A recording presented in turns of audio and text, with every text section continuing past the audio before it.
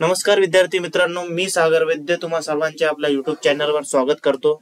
बघा, मागच्या व्हिडिओमध्ये आपण इंडियन फिजिकल जिओग्राफी विशेष करून महाराष्ट्र जिओग्राफीवरचे इम्पॉर्टंट एमसीक्यू बघितले। आता आपण इंडियन पॉलिटीवरचे इम्पॉर्टंट एमसीक्यू बघणार आहोत, जेणेकरून ते आपल्याला कोणती टीसीएस घेणारी एक्झाम असो किंवा आयबीपीएस घेणारी एक्झाम असो, प्रत्येक एक्झामसाठी आपल्याला कामात येतील। ठीक आहे, तर बघूया। कोणताही टाइमपास न करता आपण जेव्हा वळूया पहिला क्वेश्चन कडे। तर पहिला क्वेश्चन आहे आपला, which part of Indian constitution describe the fundamental rights. काय विचारलाय की फंडामेंटल राइट्स जे आहे कोणत्या पार्ट मध्ये मेन्शन केलेले आहे। ठीक आहे, तर पार्ट नंबर 3 मध्ये मेन्शन केलेले आहेत फंडामेंटल राइट्स। पार्ट नंबर 4 मध्ये काय कशाबद्दल बोलल्या गेला आहे? पार्ट नंबर 4 मध्ये बोलल्या गेला आहे डीपीएसपी बद्दल। पार्ट नंबर 2 मध्ये कशाबद्दल बोलल्या गेला आहे? पार्ट नंबर 2 मध्ये बोलल्या गेलेला आहे सिटीजनशिप बद्दल। आणि पार्ट नंबर 4 मध्ये बोलल्या गेलेला आहे पार्ट नंबर 5 मध्ये बोलल्या गेलेला आहे युनियन बद्दल। ठीक आहे, समजलं? तर या प्रश्नाचे योग्य उत्तर असणार आहे part option number A, part number 3। Part number 3 मध्ये काय मेन्शन आहे? फंडामेंटल ड्युटी कोणत्या पार्ट मध्ये मेन्शन आहे? Part number 3। ठीक आहे, त्यानंतर वळूया नेक्स्ट क्वेश्चन कडे। नेक्स्ट क्वेश्चन काय म्हणते? Who is the head of the state in India? Who is the head of the state in India? पहिला ऑप्शन आहे प्रेसिडेंट, ऑप्शन नंबर 2 आहे प्रेसिडेंट, ऑप्शन नंबर ए आहे prime minister, option number C आहे governor आणि option number D आहे chief minister. तर या प्रश्नाचे बरोबर उत्तर असणार आहे option number B president. Option number B president हे या प्रश्नाचे बरोबर उत्तर असणार। त्यानंतर वळूया नेक्स्ट क्वेश्चन कडे। नेक्स्ट क्वेश्चन काय म्हणते आपला बघा। नेक्स्ट क्वेश्चन आहे की the fundamental duty were added by which constitution amendment? कोणत्या कॉन्स्टिट्यूशन अमेंडमेंट ऍक्ट थ्रू जे आहे फंडामेंटल ड्युटीज या ऍड केलेल्या गेलेल्या आहेत। फंडामेंटल ड्युटीज मेन्शन कुठे आहेत? फंडामेंटल ड्युटी मेन्शन आहेत पार्ट नंबर 4A मध्ये। पार्ट नंबर 4A मध्ये मेन्शन आहेत काय? फंडामेंटल ड्युटी ए आहे पार्ट नंबर 4A मध्ये फंडामेंटल ड्युटी मेन्शन आहे। ठीक आहे, तर कोणत्या कॉन्स्टिट्यूशन अमेंडमेंट थ्रू या ऍड केल्या आहेत? तर या ऍड केल्या आहेत 42 constitution amendment act. 42 constitution amendment act through काय केला इथं? फंडामेंटल ड्युटी ऍड केल्या गेल्या। तर ऑप्शन नंबर ए जो आहे हे योग्य या प्रश्नाचे बरोबर उत्तर असणार आहे। त्यानंतर वळूया नेक्स्ट क्वेश्चन कडे। नेक्स्ट क्वेश्चन काय म्हणते? Who appoint the chief justice of India? Chief justice of इंडियाला कोण अपॉइंट करते? अशा प्रकारचा प्रश्न आहे। ऑप्शन नंबर ए आहे prime minister, option number B आहे प्रेसिडेंट, ऑप्शन नंबर सी आहे पार्लमेंट, ऑप्शन नंबर डी आहे चीफ जस्टिस जे कॉलेजियल सिस्टम असते तो। तर या प्रश्नाचे योग्य उत्तर असणार option number B president. President कशाची निवड करते? Chief justice of India CJI ची निवड कोण करते? तर प्रेसिडेंट करते। त्यानंतर वळूया नेक्स्ट क्वेश्चन कडे। नेक्स्ट क्वेश्चन काय आहे बघूया। नेक्स्ट क्वेश्चन आहे की which body has a power to impeach the president of India? President of India impeachment म्हणजे त्यांना निलंबित करण्याची किंवा पदावून बाहेर काढण्याची पॉवर जी आहे कोणाकडे असते? ऑप्शन नंबर ए आहे supreme court, option number B आहे पार्लमेंट, ऑप्शन नंबर सी आहे election commission, option number D आहे युनियन कॅबिनेट। तर या प्रश्नाचे बरोबर उत्तर असणार आहे पार्लमेंट। पार्लमेंट कडे पॉवर आहे की तो इम्पेचमेंट करू शकते कोणाची? राष्ट्रपतीची। ठीक आहे, तिथं इलेक्शन होते, जर अर्ध्यापेक्षा जास्त मतं असली तर त्यांना पार्लमेंटमध्ये इम्पेचमेंट होऊ शकते कोणाची? प्रेसिडेंटची। त्यानंतर वळूया नेक्स्ट क्वेश्चन कडे। नेक्स्ट क्वेश्चन काय म्हणते की what is the minimum age for a person become a member of Lok Sabha? Member of Lok Sabha बनण्यासाठी मिनिमम एज क्रायटेरिया किती आहे? ठीक आहे, तर ऑप्शन नंबर ए आहे 25 वर्ष, ऑप्शन नंबर बी आहे 30 वर्ष, ऑप्शन नंबर सी आहे 21 वर्ष, ऑप्शन नंबर डी आहे 35 वर्ष। तर या प्रश्नाचे योग्य उत्तर असणार ऑप्शन नंबर ए 25 वर्ष। कारण लोकसभेला आपण काय म्हणतो? लोकसभेला म्हटलं जाते लोअर हाऊस। काय म्हटलं जाते? Lower house. लोकसभेला लोअर हाऊस म्हटलं जाते आणि राज्यसभेला हायर हाऊस म्हटलं जाते। ठीक आहे, राज्यसभेला काय म्हटलं जाते? Higher house. राज्यसभेची एज लिमिट किती आहे? 30 वर्ष। 30 वर्षाचे झाल्यानंतरच आपला राज्यसभेचा मेंबर होता येते। पण लोकसभेला एज किती आहे? 25 वर्षाचे जर आपण असलो तर आपल्याला राज्य लोकसभेचे मेंबर होता येते. लोकसभेचा टेन्योर किती असतो? टेन्योर असतो 5 वर्षाचा. आणि राज्यसभेचा टेन्योर, राज्यसभेच्या एक्झॅक्ट काही टेन्योर राहतच नाही. राज्यसभा कधीही अबॉलिश होत नाही, परमानंट टेन्योर राहते. पण त्यातील मेंबरचा जो टेन्योर राहते तो राहते 6 वर्षाचा. राज्यसभेच्या मेंबरच्या टेन्योर राहते. कोणाच्या? राज्यसभेच्या मेंबरच्या टेन्योर किती वर्षाचा राहते? तो असतो 6 वर्षाचा. पण राज्यसभा परमानंट हाऊस आहे. राज्यसभा कशी आहे? परमानंट हाऊस आहे. तर ऑप्शन नंबर ए या प्रश्नाचे योग्य उत्तर असणार आहे.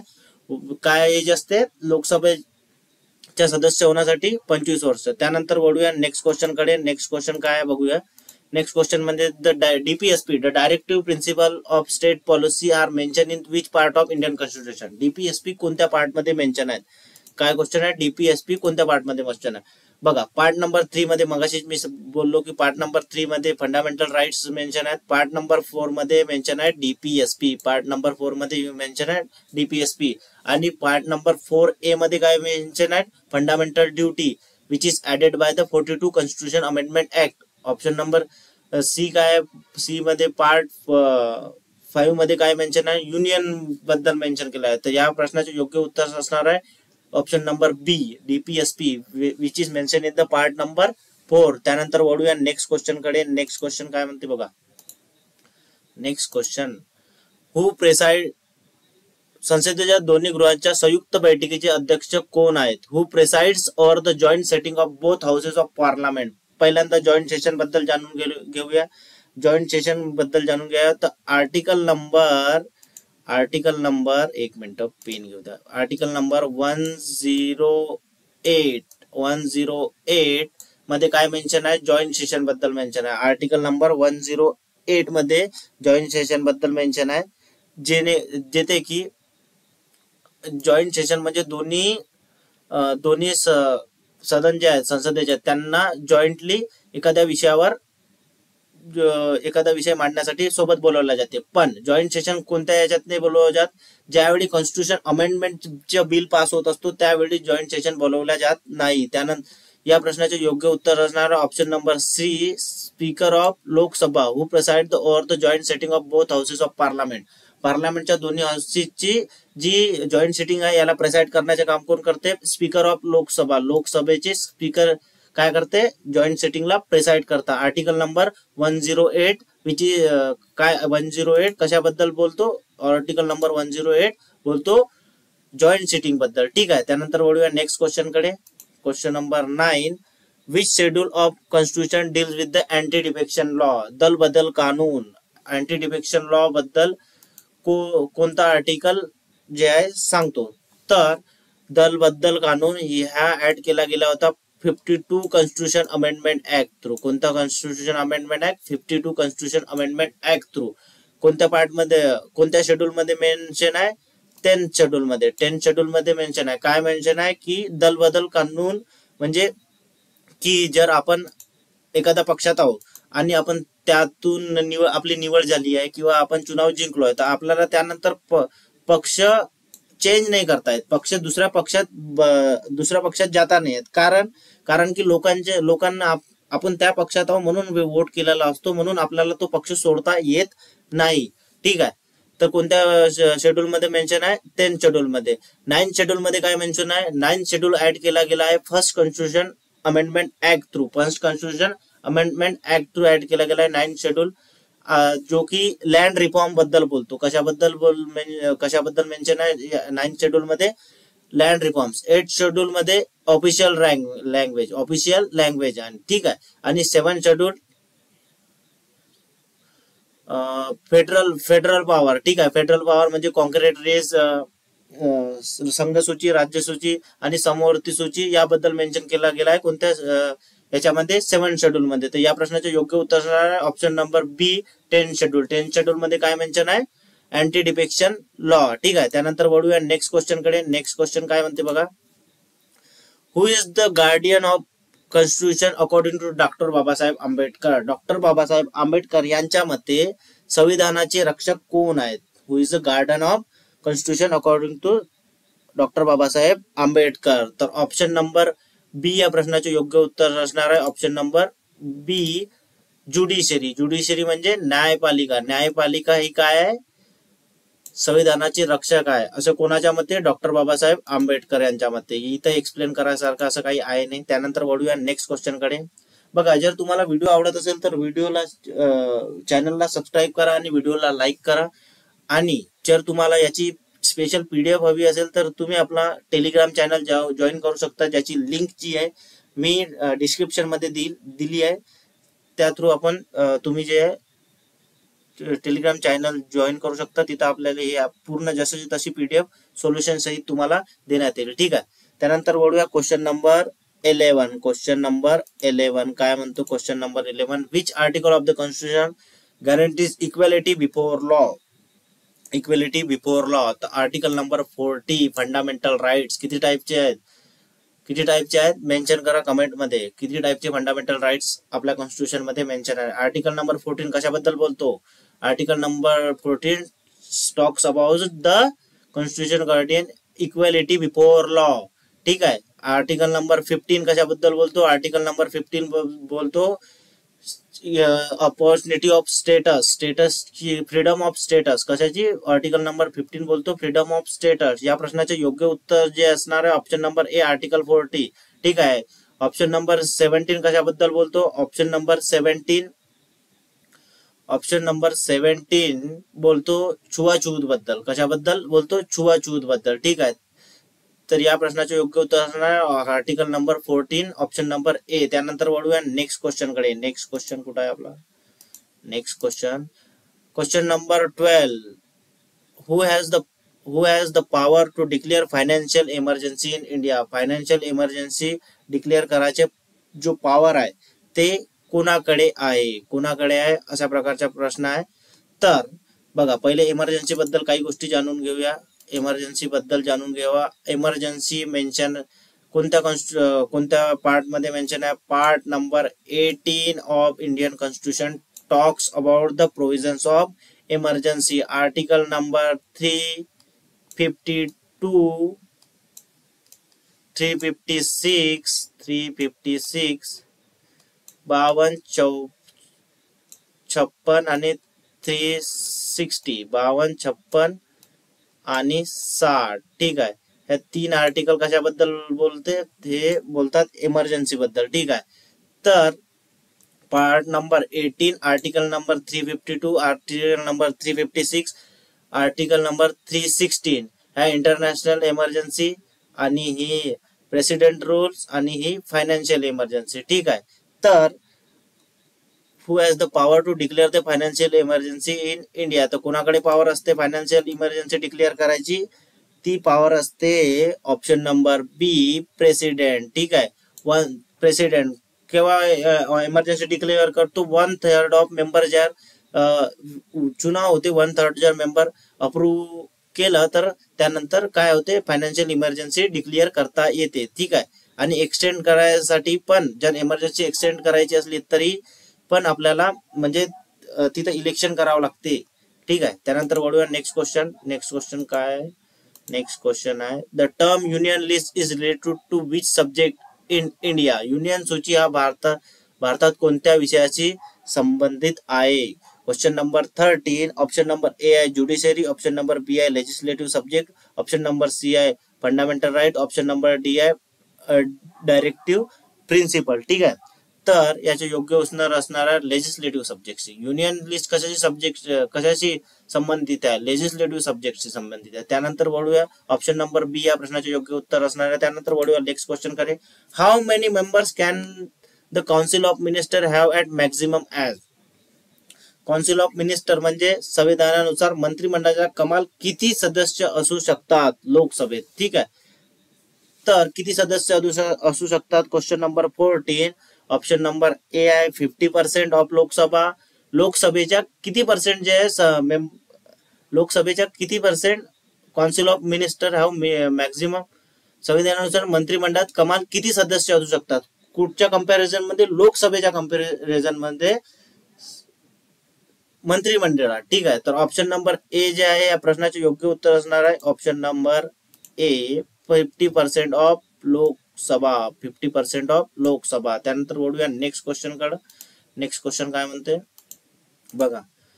Which article provides for the rights to constitution remedies. Constitution remedies कोणता आर्टिकल प्रोव्हाइड करते? Article number 332. आर्टिकल नंबर 32 वारंवार विचारण्यात येणारा हा प्रश्न आहे. आर्टिकल नंबर 32 बघा, एक वेळा रिवर्स जाऊया. Article number 32 which is talk about the constitution remedies. ठीक आहे. आणि 256 कशासाठी?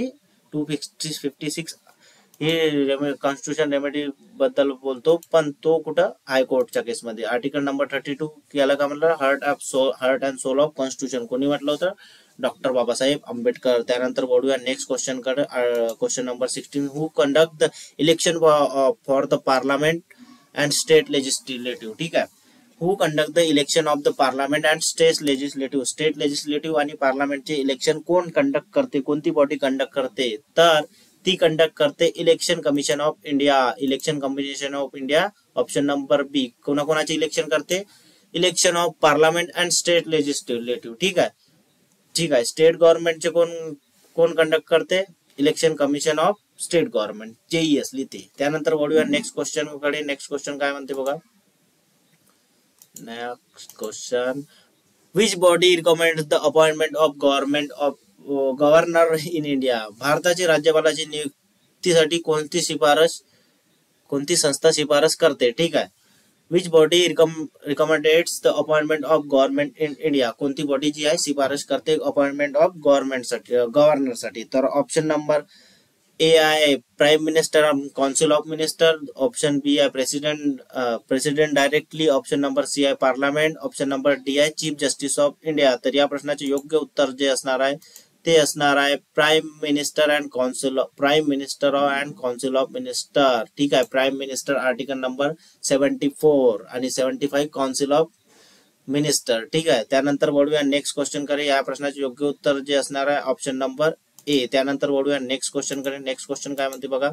Which article this with the amendment procedure of the constitution. Constitution amendment procedure कोणत्या आर्टिकल मध्ये मेन्शन आहे? तर बघूया पहिल्यांदा की जी कॉन्स्टिट्यूशन अमेंडमेंट आहे ती कोणत्या पार्ट मध्ये मेन्शन आहे? पार्ट नंबर 20 मध्ये मेन्शन आहे. Part number 20. ठीक आहे. Part number 20 article number 368. Option number ए जे आहे या प्रश्नाच्या बरोबर उत्तर असणार आहे. बघा 368 मध्ये जर कोणताही कॉन्स्टिट्यूशन अमेंडमेंट करायचं आहे तर त्यासाठी आर्टिकल नंबर 368 हा यूज होतो, which is mention in the part number 20. And one more thing we want to remember that in the case of constitution amendment there have no authority to call the joint sitting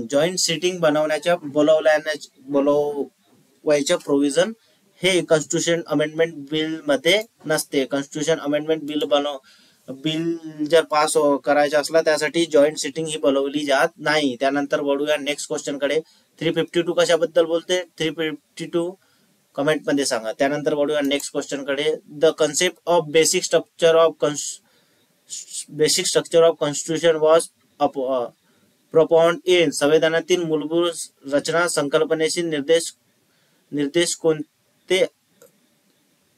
म्हणजे जे structure of constitution was basic structure बद्दल कोणती जी आहे समिती ती responsible आहे?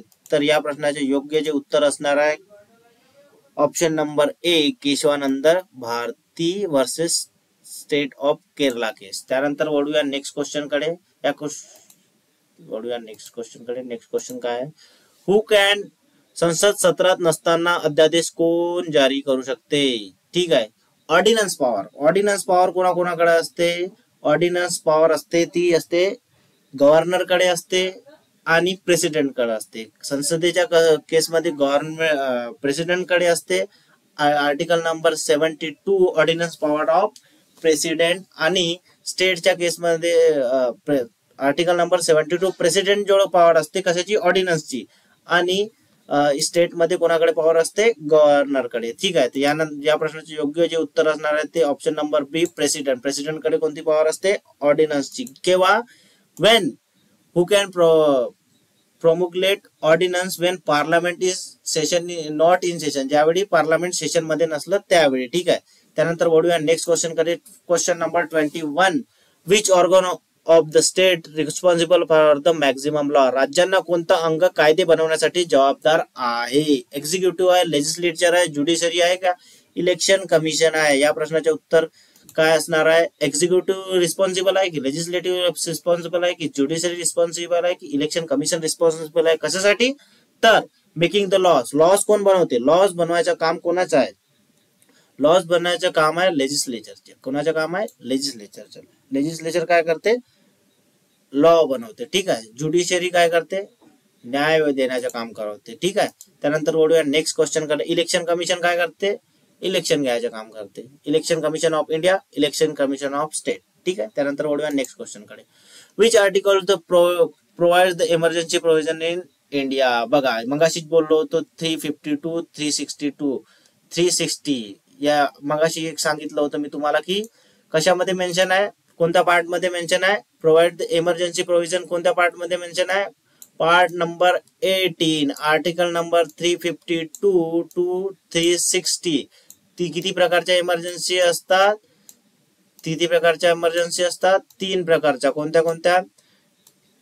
National emergency, राष्ट्रपती शासन, दुसरा प्रेसिडेंट रूल, त्याला म्हणतात, तिसरा असते फायनान्शियल इमर्जन्सी. ठीक आहे.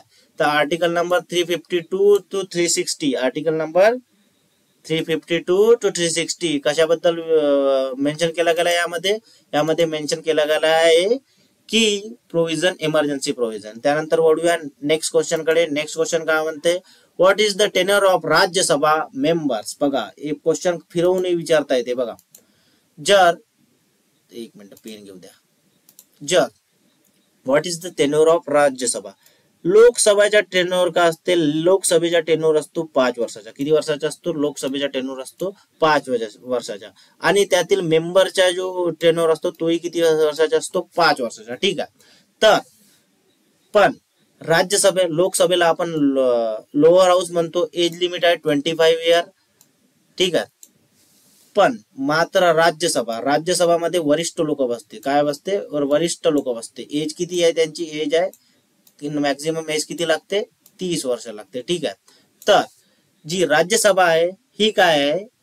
ही आहे एक परमानंट बॉडी आहे. परमानंट बॉडी आहे. कधीही अबॉलिश होत नाही, कधीही राज्यसभा डिझॉल्व्ह होत नाही. पण 1/3 मेंबर जे आहे प्रत्येक वर्षी रिटायर होतात. म्हणून त्यातील मेंबर्सचा जो टेन्युअर आहे तो किती वर्ष असतो? मेंबर्सचा टेन्युअर असतो 6 वर्ष. मेंबर्सचा टेन्युअर किती वर्ष असतो? 6 वर्ष. मात्र राज्यसभेचा कोणता स्पेशल टेन्युअर हा नसतो. त्यातील मेंबर्सचा टेन्युअर हा 6 वर्ष असतो. लक्षात राहील. त्यानंतर वळूया नेक्स्ट क्वेश्चन कडे. आणि 5 वर्ष कोणता? लोकसभेचा. ठीक आहे. त्यानंतर वळूया नेक्स्ट क्वेश्चन कडे. Next question. Which institute settles dispute between state in India? जर राज्यांमध्ये एखादी प्रॉब्लेम आली किंवा एखादा विषय गंभीर आहे बा, तर तो डिस्प्यूट सॉल्व्ह कोण करते? डिस्प्यूट सॉल्व्ह करायचं काम कोण करते? असा प्रकारचा प्रश्न विचारला आहे. एक मिनिट. तर राज्यातील डिस्प्यूट सॉल्व्ह करण्याचे काम हे जे आहे हे केले जाते सुप्रीम कोर्टमध्ये. कशामध्ये? सुप्रीम कोर्टमध्ये. आणि हायकोर्ट काय करते? जे इंटरनल मॅटर राहतात राज्यातले ते सॉल्व्ह करण्याचे, डिस्प्यूट सॉल्व्ह करण्याचे काम कोण करते? हायकोर्ट करते.